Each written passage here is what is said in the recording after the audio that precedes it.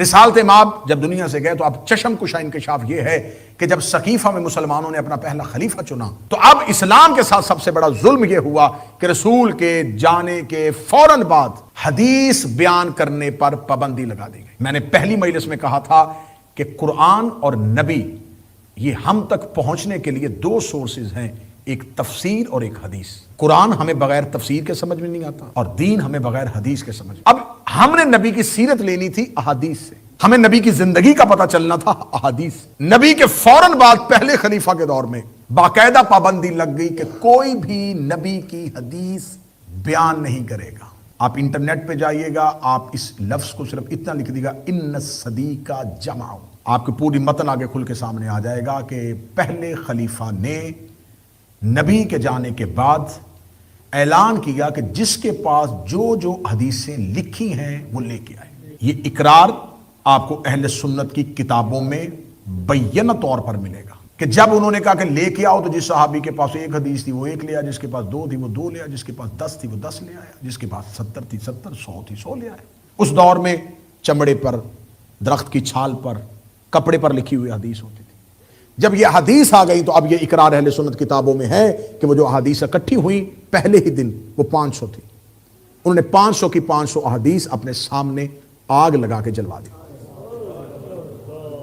اور اس کے لیے بہانہ کیا دیا گیا؟ بہانہ یہ دیا گیا کہ ہمیں ڈر ہے کہ اگر یہ حدیثیں دنیا پر موجود رہیں تو لوگوں کو قرآن سمجھنے میں دشواری ہوگی، لوگ قرآن سمجھ نہیں سکیں گے۔ مجھے جناب سیدہ کی تحریک پڑھنے سے پہلے اس ماحول کو پڑھنا ہے کہ جس ماحول میں سیدہ دربار میں جا کے آیتیں پڑھ رہی تھی وہ ماحول کیا تھا۔ میں پہلے ہی دن خطبہ فتح شروع کر دیتا تو آپ کو ماحول کا اندازہ نہ ہو، آپ کو پتہ نہ چلتا کہ ماحول کتنا نجس ہو چکا تھا کہ اللہ کو سب سے بڑی طاہرہ کو بھیجنا پڑا۔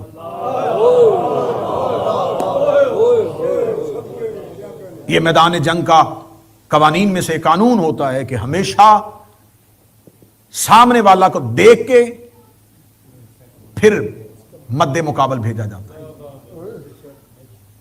اگر ملکہ تطہیر جا رہی ہے تو بھی سمجھ لینا کہ سامنے بیٹھنے والا کون ہے۔ ہمیشہ چیزیں اپنی ضد سے پہچانی جائیں۔ آپ پہچانیں کہ اگر زہرا کو جانا پڑا ہے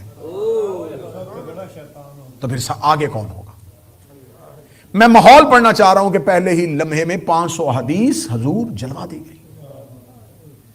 حدیث بیان کرنے پر ایسے پابندی لگ گئی کہ سب سے پہلا جو ایگزیکٹو آرڈر پاس ہوا وہ یہ تھا کہ جن اصحاب کو سب سے زیادہ حدیثیں یاد ہیں، عبداللہ ابن مسعود، ابو درداء انصاری اور حضرت ابو ذر غفاری، ان کے مدینہ سے باہر نکلنے پر پابندی لگا دے گی۔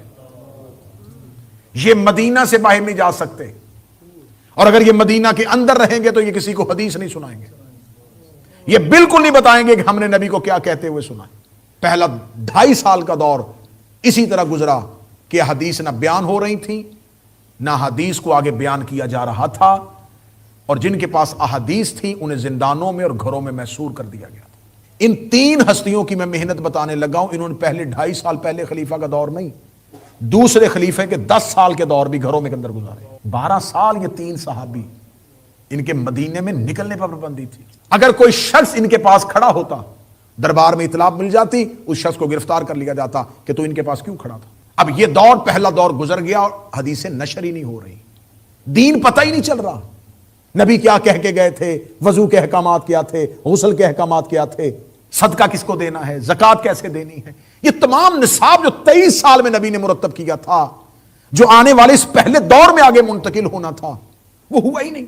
تو اب آپ مجھ پہ سوال کریں کہ پھر یہ جو ہمارے پاس اتنی حدیثیں پہنچی ہیں یہ کیسے پہنچ گئی ہیں؟ حضور یہی تو میں آپ کو لے کے آنا چاہتا ہوں کہ جن کتابوں سے آج ہمیں کہا جا رہا ہے یہاں سے علی ثابت کریں، ہماری کتاب میں تو نہیں لکھا، ہم نے تو کہیں ماتم نہیں لکھا، ہماری کتاب میں تو کہیں نہیں لکھا کہ اہل بیت معصوم ہے، تو ہم بتاؤں تو صحیح کہ تمہاری جو کتابیں ہیں یہ لکھی کہاں پر گئی ہیں؟ حدیث بیان کرنے پر پابندی، حدیث نشر کرنے پر پابندی، کیا پہلے خلیفہ کے دور میں صرف؟ نہیں، دوسرے خلیفہ کے دور میں اور زیادہ سختی، بلکہ یہاں تک لکھا گیا اہل سنت کتابوں میں کہ دوسرے خلیفہ اپنے گورنر کوفہ کو جب بھیج رہے تھے تو قرظہ انصاری کو اسے بھیجتے ہوئے جب وہ مدینہ سے باہر آئے تو اسے کہتے تمہیں خبر ہے کہ میں تمہیں مدینہ سے باہر کیوں چھوڑنے آیا ہوں؟ اس نے کہا اس لیے کہ آپ مجھے اعزاز بخش رہے ہیں کہ میں آپ کی گورنری کے لیے کوفہ جا رہا ہوں۔ اس نے کہا صرف یہ نہیں، میں تمہیں اس لیے بھیج رہا ہوں کہ تم جہاں جا رہے ہو وہاں لوگ نئے نئے مسلمان ہوئے، خبردار وہاں پر نبی کی کوئی حدیث نہ پڑھنا، نبی کی کوئی سنت ان کے سامنے بیان نہ کرنا، انہیں صرف قرآن پڑھنے دینا۔ اب جب یہ دور چل رہا تھا اور یہ ایک دور چل رہا ہے، پھر اس کے بعد تیسرے خلیفہ کا دور آئے تو تیسرے خلیفہ کے دور میں 12 سال گزر گئے تھے کانوں کو حدیث سنے ہوئے، 12 سال گزر گئے تھے، اور وہ علی اس کے گھر سے نکلنے پر پابندی تھی، امیر المومنین مسجد میں آ کے نماز بھی نہیں پڑھا سکتے تھے، علی کو گھر کے اندر محصور کیا ہوا تھا، فرادہ نماز پڑھنے کے لیے علی کبھی کبھار مسجد میں آ سکتے ہیں، لیکن علی مسجد میں باجماعت نماز ادا نہیں کروا سکتے۔ امیر المومنین کے چند اصحاب علی کے گھر میں علی کے پیچھے نماز ادا، امیر المومنین گھر میں، علی گھر میں ہے نہیں، یہ علی کے گھر کا دروازہ بند نہیں ہوا، یہ علم کا دروازہ بند ہو گیا، ایسا ہی کہوں نا جی، ہدایت کا دروازہ بند ہو گیا، موضوع پسند ہے سرکار، دروازہ بند ہو چکا ہے اور حدیث کوئی بیان ہی نہیں کر رہا، کہیں حدیث بیان نہیں ہو رہی۔ تیسرے خلیفہ کے دور میں صرف یہ نہیں ہوا کہ حدیثیں بیان کرنے پر پابندی ہوئی، تیسرے خلیفہ کے دور میں احادیث بنائی جانی شروع ہو گئی، قلت پڑ گئی ہے، قحط پڑ گیا ہے، حدیث ہے ہی کوئی نہیں۔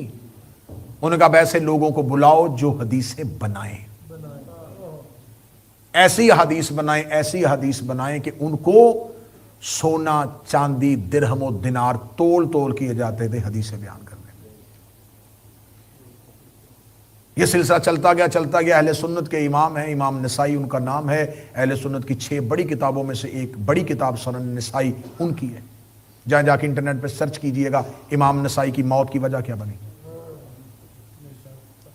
اپنے اماموں کے بارے میں پوچھ لو، چلے ہمارے امام کو چھوڑو، یہ پتہ کرو میں اہل سنت سے مخاطب ہوں کہ امام نسائی کی موت کی وجہ کیا بنی۔ امام نسائی کی موت کی وجہ کیا بنی؟ یہ امام المحدثین تھا، اسے بڑی حدیثیں یاد تھی، یہ دمشق گیا، جب یہ دمشق پہنچا تو اس نے دیکھا کہ دمشق میں ممبروں پہ علی کو گالیاں دی جا رہی، گلیوں میں لوگ اگر کسی کو بری گالی دینی ہوتی تھی تو اسے علی کے نام سے مخاطب کر رہے ہیں، یعنی کہ لفظ علی جو قرآن میں عزت کے طور پہ آیا ہے شام میں گالی کے طور پہ دیا جا رہا ہے۔ یہ بزرگ تھا، اس نے دمشق کی مرکزی مسجد میں تمام شام کے علماء اور محدثین کو بلایا، اسے کہا آؤ اکٹھے ہو کے میں تم سے کوئی خطاب کرنا چاہتا ہوں۔ مسجد اموی کھچا کھچ بھر گئی، مدینہ سے امام نسائی آئے ہیں، ان کا خطبہ سننا ہے۔ جب ساری مسجد بھر گئی تو یہ خواص بیٹھے ہوئے تھے، عوام نہیں بیٹھے ہوئے، علماء محدثین بیٹھے ہوئے تھے، مفتی بیٹھے ہوئے تھے۔ اس نے منبر پہ جا کر علی کے فضائل پڑھنے شروع کر دیے۔ شام کے کانوں نے کبھی علی کا فضائل سنا ہی نہیں تھا، کیونکہ یہ کس کے فضائل پڑھ رہا ہے، کس علی کی بات کر رہا ہے، اور وہ حدیث پہ حدیث رسول کی، حدیث پہ حدیث، حدیث میں نے نبی کو یہ کہتے سنا، نبی نے یہ کہا، سند کے ساتھ نبی کی حدیثیں علی کی شان میں پڑھ رہے۔ اگلے دن پھر لوگ آئے، انہوں نے پھر علی پڑھا، 3 دن میں انہوں نے 180 حدیثیں شام والوں کو علی کی شان میں سنائی۔ آج بھی وہ 180 حدیثوں پر مشتمل امام نسائی کی کتاب ہے خصائل علی، اردو میں بھی اس کا ترجمہ ہو چکا ہے۔ 30 دن خبر پہنچ گئی کہ یہ تو علی کے فضائل پڑھے جا رہے ہیں، تو بنی امیہ کے کرندے اور بدماش نوجوان آگے آ کے بیٹھ گئے، اسے کھڑے ہو کر سن امام نسائی، 30 دن ہو گیا ہم تیری زبان سے سوائے علی کے کچھ نہیں سن رہے، حاکم شام کے بارے میں کوئی حدیث سنا، یہ حقیقت ہے، میں تمہیں نسائی کی موت سنانے لگا ہوں، حاکم شام کے بارے میں کوئی حدیث سنا، اسے کہا کس کے بارے میں؟ اس کا معاویہ بن ابو سفیان کے بارے میں، اس کا میں نے نبی سے کوئی حدیث نہیں سنا، انہوں نے کہا ہم تمہیں منبر سے نہیں اترنے دیں گے، کوئی حدیث سنا، 30 دن ہے تو ہماری مرکزی مسجد میں بیٹھ کے علی کے فضائل پڑھ رہا ہے۔ اسے تھوڑی دیر کری آنکھیں بند کی، اس نے کہا ہاں مجھے ایک حدیث یاد آ گئی، ہاں وہ حدیث تھی، باقاعدہ حدیث تھی، اس نے کہا میں نے سنا ہے کہ مصطفیٰ، اور سند پڑھی حدیث کی، سند پڑھنے کے بعد اس نے کہا میں نے مصطفیٰ کی یہ حدیث سنی ہے بہترین سند کے ساتھ کہ نبی نے فرمایا تھا کہ اللہ تیرا پیٹ کبھی نہ بھرے، تیرا شکم کبھی سیر نہ ہو۔ بس اس نے یہ حدیث بیان کی اور انہوں نے اس کو زمین پر گرایا اور گرا کے اس کو اتنا مارا کہ زخمی حالت میں صرف مکہ تک پہنچا اور مکہ جا کے اس کی موت ہو گئی۔ یعنی کہ اپنوں میں سے بھی کوئی اگر علی پڑھتا تھا تو وہ امام ہی کیوں نہ ہو، اسے مجمع کے اندر مارا جاتا تھا۔ جاؤ جا کے پوچھو کہ مستدرک حاکم جس کی کتاب بہت بڑی ہے اہل سنت کی، حاکم نیشاپوری کی موت کی وجہ کیا بنی تھی؟ فضائل علی۔ آپ کے یار اس دور کے لوگ کیسی باتیں کرتے تھے، جو علی پڑھتا تھا اسے مار دیا کرتے تھے۔ تم 2025 میں آ جاؤ، تم اپنے ارد گرد نظر دوڑا لو۔ اس دور کے مولانا طارق جمیل نے صرف مولا کا ترجمہ کیا تھا، انہیں مسجد میں نماز پڑھانے پر پابندی لگ گئی۔ میرے شہر فیصل آباد کے ایک مولانا اسحاق تھے، انہیں صرف حدیثیں پڑھی، نمازیوں نے انہیں مسجد میں آنے سے روک دیا۔ تو آج بھی وہ لوگ موجود ہیں، آج بھی وہ مجاہدین موجود ہیں۔ میرا سلام انہیں اہل سنت کو جو اپنے منہج پر رہتے ہوئے بھی علی پڑھ رہے ہیں۔ تو یہ تذکرہ میں اس لیے کر رہا ہوں کہ یہ ماحول اتنا جس ہو چکا تھا۔ اب ایک لائن یہ ہے کہ یہ پوری خلافت کا دور تیسری خلافت تک پہنچ رہا ہے اور حدیث کوئی بیان نہیں ہو رہی اور جھوٹی حدیثیں بنائی جا رہی ہیں۔ اتنی جھوٹی حدیثیں بنائی جا رہی ہیں، اتنی جھوٹی حدیثیں بنائی جا رہی ہیں کہ لوگ لائن پہ لگے ہوتے تھے کہ مجھ سے حدیث لو اور آگے سے اس کو نوازا جا رہا۔ پھر ادھر دوسرا موضوع جو تھا وہ کیا ہوا کہ دوسری خلافت، کیونکہ پہلی خلافت کا دور تو شورش میں گزر گیا، جب دوسرے خلیفہ کا دور آیا تو اب یہاں پر اس واقعے کو ضرور ذہن نشین کیجئے گا، ذہنوں کو ذرا جگائیے گا اور یہ حقیقت سنیے گا۔ ایک شخص یمن کا یہودی مسلمان ہو کے مدینے میں آتا ہے جس کا نام ہے کعب احبار۔ کعب احبار ایک یہودی جو یمن سے مسلمان بنا کے اسے مدینہ منتقل کیا جاتا ہے، اور مدینہ منتقل کرنے کے بعد اسے مسند علم پر بٹھایا جاتا ہے اور اسے کہا جاتا ہے کہ تو قرآن کی تفسیر بیان کر۔ یہ جو میں بار بار تیسری مجلس میں اسرائیلی روایات کا تذکرہ کر رہا ہوں، یہ کیا روایات ہیں کہ یہ لوگ وہ تھے یہودی علماء جو حدیث سے قرآن نہیں سمجھتے تھے، توریت اور انجیل سے قرآن سمجھتے۔ وہ کہتے ہیں ہمیں قرآن کی دلیل نبی کی زبان سے نہیں چاہیے، ہم اس آیت کو مانیں گے جس کی تصدیق یا انجیل میں ہوگی یا زبور میں ہوگی یا توریت میں ہوگی یا تلمود میں ہوگی۔ اور یہ جو ان کے پاس آسمانی کتابیں تھی یہ تحریف ہو چکی تھی، یہ انہوں نے بدل دی تھی، ان میں نبیوں کی عصمت نہیں تھی۔ ان کی کتابوں میں حضرت عیسیٰ کو معصوم نہیں مانا جا رہا تھا، حضرت موسیٰ کے بارے میں تو ایسے لغویات لکھے ہوئے تھے، حضرت داؤد کے بارے میں اتنا گند لکھا ہوا تھا جو منبر سے بیان بھی نہیں ہو سکتا۔ جب وہاں سے دین وہی اسرائیلی روایات جب قرآن میں تفسیر بن کے آئیں تو اب یہاں بھی یہی عقیدہ جنم لے گیا کہ نبی معصوم نہیں ہوتا۔ ان کے ہاں کتابوں میں یہ تھا کہ اللہ جسم رکھتا ہے، اللہ مجسم ہے۔ یہی روایتیں جب مسلمانوں میں آئیں تو انہوں نے لکھا کہ شب معراج رسول کہتے کہ میں نے اللہ کو ایک خوبصورت نوجوان کی شکل میں دیکھا جو سونے کے جوتے پہنے ہوئے تھے۔ یہ روایت اسلام میں کہاں سے آئیں؟ یہودیوں سے۔ اور یہودیوں کو مسند میں کس نے بٹھایا؟ ان نام نہاد مسلمانوں نے جو منافق بن کے اسلام کے اندر آئے۔ یہ جو ہمیں کہا جاتا ہے شیعہ مذہب یہودی کی پیداوار ہے، آؤ میں بتاؤں کون کون سا مذہب یہودی کی پیداوار ہے۔ یہ کعب احبار کون تھا؟ اب آؤ سنو کعب احبار کے جو پہلے دو شاگرد تھے وہ کون تھے۔ اہل سنت کتابیں بیان کر رہا ہوں۔ کعب احبار نے جو پہلے دو شاگرد بنائے ان میں سے پہلے شاگرد کا نام ہے حضرت ابو ہریرہ، کیونکہ یہ بھی یہودی سے مسلمان ہوئے تھے۔ یہ کعب احبار کے ساتھ ان کے پہلے بھی تعلقات تھے۔ جب وہ آیا تو انہوں نے پہلا شاگرد جس کو باقاعدہ طور پر شاگردی بنایا وہ حضرت ابو ہریرہ تھا۔ دوسرا شاگرد عمرو بن عاص کا بیٹا تھا، اور ان دونوں میں سے عبداللہ بن عمرو بن عاص اور ایک ابو ہریرہ مسلمانوں کی سیاستہ میں ایک کے پاس 5,500 حدیثیں ایک سے لی گئی ہیں، ایک سے 3,500 لی گئی، اور دونوں یہودی کے شاگرد ہیں جو کعب احبار سے پڑھ رہے تھے۔ تیسرے خلیفہ کے دور میں یہی کعب احبار جو ہے اسے تیسرا خلیفہ بٹھا کے کہتا کہ میں تمہیں بلا رہا ہوں، دیکھنا طریقہ ظلم دیکھنا، سنی کتاب سے پڑھ رہا ہوں۔ کعب احبار کو بلایا تیسرے خلیفہ نے، اپنے تخت کے قریب اسے بہترین کرسی پہ بٹھایا اور کرسی پہ بٹھا کے کہنے لگا کعب احبار سے کہ تم سے ایک شرعی مسئلے کے بارے میں پوچھنا ہے کہ عبد الرحمن ابن عوف جو ہے وہ اپنی کچھ دولت دنیا میں چھوڑ کے چلا گیا ہے، تو اس کے لیے کیا صدقہ اور زکوٰۃ نکالنی پڑے گی؟ اس نے کہا نہیں، میں نے عبد الرحمن بن عوف کو اپنی زندگی میں دیکھا ہے، وہ صدقہ اور زکوٰۃ باقاعدگی سے نکالتا تھا، اب اس کے مال سے نکالنے کی ضرورت نہیں ہے۔ جب کعب احبار نے دربار میں یہ مسئلہ بتایا، ابو ذر غفاری چیخ مار کے اٹھا، اور ابو ذر غفاری نے پتھر اٹھایا اس طرف، اے یہودن کے بیٹے، تو بتائے گا اسلام کیا ہے؟ اے یہودیہ ماں کے بیٹے، تو بتائے گا قرآن کیا ہے؟ خبردار قرآن کی غلط تشریح نہ کر۔ حضرت ابو ذر غفاری نے قرآن کی تشریح کرنی شروع کر دی اور کعب احبار کرسی میں بیٹھا رہا، اور جس کو نبی نے کہا تھا کہ زمین اور آسمان پہ اس سے زیادہ سچا کوئی نہیں، اسے دھکے مار کے دربار سے نکال دیا۔ جاؤ، یہ میرا پیغام جہاں جہاں میرے اہل سنت بھائی ہیں ان تک پہنچاؤ کہ نبی نے فرمایا تھا کہ زمین 4 لوگوں کی وجہ سے قائم ہے، جنت 4 لوگوں کا انتظار کر رہی ہے۔ بار بار 4 کا لفظ کہا، 4 کا لفظ کہا۔ جن 4 صحابہ کے بارے میں رسول بار بار کہتے رہے، سلمان، ابو ذر، مقداد، عمار، میں ممبر پہ کہہ رہا ہوں کہ مجھے کوئی اہل سنت میری زندگی کے آخری سانس تک کوئی نوجوان اپنے علماء سے لا کے بٹھائے پہلی 3 خلافتوں کے دور میں ان 4 کو کوئی عہدہ کیوں نہیں دیا گیا؟ کل کا کلمہ پڑھنے والے کوئی مصر کا گورنر، کوئی کوفے کا حاکم، کوئی بیت المال میں بیٹھا ہے، کوئی زکوٰۃ تقسیم کر رہا ہے؟ ان جید شخصیات کے ہوتے ہوئے ہمیں بتایا جائے ان کو کوئی عہدہ کیوں نہیں ملا؟ ابو ذر کو مدینے میں کوئی باقاعدہ عہدے پہ کیوں نہیں بٹھایا گیا؟ سلمان کو کسی جگہ کا مشیر بنا کے کیوں نہیں بھیجا گیا؟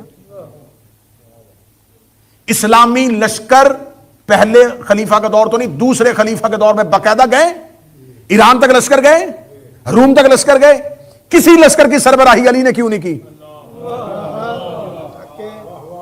خاندان بنی ہاشم میں سے کوئی نہیں گیا۔ کیا یہ لڑنا بھول گئے تھے؟ کیا اب انہیں تلوار چلانی نہیں آتی تھی؟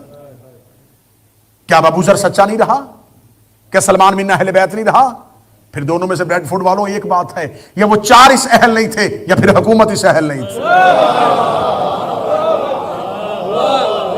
یا پھر بتاؤ ان 4 میں یہ اہلیت نہیں تھی، یا پھر مانو کہ حکومت میں اہلیت نہیں تھی کہ وہ ان سے کوئی منصب لیتے۔ باقاعدہ طور پر پھر دوسرا نام وہاب ابن منبع۔ وہاب ابن منبع یہ بھی وہ شخص ہے جو یہودی سے مسلمان ہو کے آیا، اس کو باقاعدہ طور پر عزت دی گئی، اس کو باقاعدہ طور پر مسند میں بٹھایا گیا اور اس سے حدیث بیان ہونی شروع۔ عبداللہ ابن سلام یہودی سے مسلمان ہو کے آیا، باقاعدہ طور پر مسلمانوں نے اسے مسند علم میں بٹھایا، اس سے حدیثیں لی، اس سے تفاسیر قرآن کی لکھوائی، اور یہ سب کچھ مرتب ہوتا رہا، اور دین اور فقہ اہل بیت سے نہیں لی جا رہی، حتیٰ کہ اگلی حقیقت آپ کے لیے آنکھیں کھولنے کے لیے کافی ہوگی۔ رسول 11 ہجری کو دنیا سے گئے، 100 سال تک مسلسل اسلام میں نبی کی حدیث بیان نہیں ہوئی۔ 100 سال، 100 سال، 2 نسلیں گزر گئی۔ اب جو تیسری نسل آئی ہے اس کو تو پتہ ہی نہیں کہ دین کیا ہے، انہوں نے تو وہ یہودیوں والا دین لیا، اسرائیلی روایات لی، بدلی ہوئی تفسیریں، بدلی ہوئی حدیثیں، بدلی ہوئی فقہ۔ آج میں اہل سنت بھائیوں سے سوال کرتا ہوں کہ ضد چھوڑیں، خدا را تنہائی میں بیٹھ کے سوچیں۔ آج تو میں تمام دنیا کے مسلمانوں میں باقی اماموں کی فقہ مل رہی ہے، اہل بیت کی فقہ کہاں ہے؟ جس کو رسول نے اپنی زبان چسائی تھی، جسے کہا تھا یا علی انت منی بمنزلۃ ہارون من موسیٰ، یہ کوئی چھوٹی حدیث تھی کہ رسول کہہ رہے ہیں علی تجھے مجھ سے وہی نسبت ہے جیسے ہارون کو موسیٰ سے تھی، لیکن میرے بعد نبی کوئی نہیں ہے۔ یہ حدیث نبی کو کیوں کہنی پڑی؟ موسیٰ کی تمثیل رسول سے نہیں، ہارون کی تمثیل علی سے ضرور ہے۔ چلے میں ایک اشارہ دے دیتا ہوں، لمبی تفصیل میں لے جاؤں گا کیونکہ یہ موضوع سے خارج ہو جاؤں گا، کہ جب موسیٰ طور پہ گئے تھے تو پیچھے ہارون کو چھوڑ کے گئے، اور امت نے ہارون کو چھوڑ کے بچڑے کی پوجا شروع کر دی۔ ایک نبی ان کے درمیان موجود تھا، ایک نبی کا بھائی ان کے درمیان موجود تھا، یہ بھی جانتے تھے ہارون موسیٰ کا بھائی ہے، یہ بھی جانتے تھے کہ موسیٰ جاتا ہوا اعلان کر کے گیا ہے، یہ بھی جانتے تھے کہ موسیٰ ہمیں اس کے حوالے کر کے گیا ہے۔ اتنا جاننے کے باوجود انہوں نے ہارون کے بدلے میں کوئی انسان سامنے نہیں کیا، کوئی قابل قدر بندہ سامنے لے کے آئے، کوئی اہل علم سامنے نہیں لے کے آئے، انہوں نے ایک جانور کی پوجا کرنی شروع کر دی۔ اللہ جب کسی قبیلے پر، کسی نسل پر قہر نازل کرتا ہے تو انہیں اپنی حجتوں سے نکال کے جانوروں کے آگے سجدے کروا دیتا ہے، انہیں سامری کے بچڑے کی پوجا شروع کروا دیتا ہے۔ خدا کا سب سے بڑا یہ قہر ہوتا ہے، خدا جب کسی امت پہ ناراض ہوتا ہے انہیں اپنی حجتوں سے محروم کر کے جانوروں کے آگے سجدہ کرنے میں مجبور کر دیتا ہے۔ یہی وجہ تھی جب سلمان محمدی بازار سے گزر رہے تھے تو دربار میں کسی کی بیعت ہو رہی تھی، سلمان بھاگ کے علی کے پاس گیا کہ یا علی آپ گھر میں بیٹھے ہیں، وہاں اس کی بیعت ہو رہی ہے، بیعت نہیں ہو رہی، بچڑے کی پوجا ہو رہی ہے۔ اور مجھے جملے یاد آ گئے یہاں پر بابا سائیں مخدوم سبتین نقوی صاحب کے، انہوں نے اپنی کتاب نور سبتین پہ لکھا ہے کہ ذات سے پیار کرنا اور ہوتا ہے، صفات سے پیار کرنا ہوتا ہے، صفت سے نہیں، ذات سے پیار کرو۔ صفتیں بدل جاتی ہیں، ذات نہیں بدلتی۔ ایک بہترین وکیل ہوتا ہے، جب تک وکیل ہے تب تک اس کی صفت ہے، وکالت چھوڑ دی صفت ختم ہو گئی۔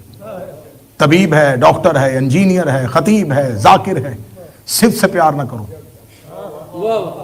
ذات سے پیار۔ یہی وجہ تو علی نے کہا تھا کہ میں تیری صفت کی وجہ سے تجھ سے محبت نہیں کر رہا، میں تو اس اہل ہے، میں نے اس لفظ پہ کہ علی فرما رہے ہیں کہ تو اس اہل ہے۔ اب اتنا مجمع بیٹھا ہوا، 2025 ہے، 12 سال کی ہم میری اور آپ کی ملاقاتیں، ہم ایک دوسرے کو نہیں سمجھتے کہ کون کس اہل ہے۔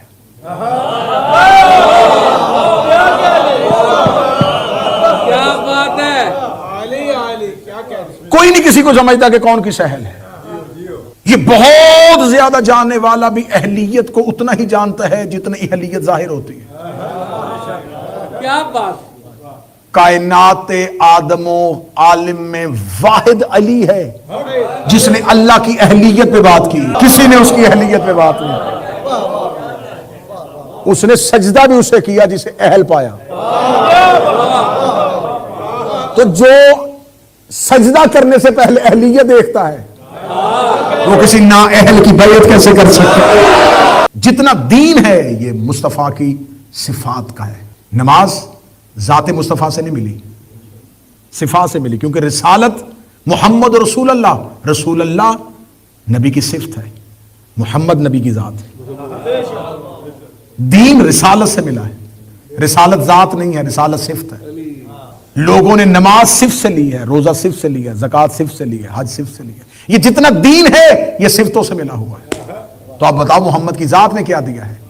لوگوں نے جو دین لیا ہے یہ محمد کی صفات سے لیا ہے، اور جو محمد کی ذات ہے، علی محمد کی ذات کا نام ہے، حسن محمد کی ذات کا نام ہے، حسین محمد کی ذات کا نام ہے، الفاطمہ بذات منی، زہرا محمد کی ذات کا نام۔ اور ہم صفات سے پیار کرنے والے لوگ نہیں، ہم ذات سے پیار۔ صفات سے پیار کرنے والے لوگ آج تک یہ سوچ رہے ہیں کہ وضو ٹوٹتا کیسے ہے، غسل ہوتا کیسے ہے۔ صفات والے یہ ڈھونڈ رہے ہیں کہ احرام کیسے باندھا جاتا ہے، کعبے کے طواف کے چکر اتنے کیوں ہیں، زکوٰۃ اتنی کیوں دی جاتی ہے۔ لیکن جو ذات سے محبت کرتے ہیں وہ یہ نہیں سوچ رہے، وہ یہ سوچ رہے ہیں علی کی بیعت کیوں نہیں کی، حسن سے بیعت کیوں مانگی، حسین سے سوال کیوں کی۔ ہم ذات سے جڑے ہوئے لوگ ہیں، ہم صفات کو ماننے والے صرف نہیں، ہم صفات کے ساتھ ذات کو ماننے والے۔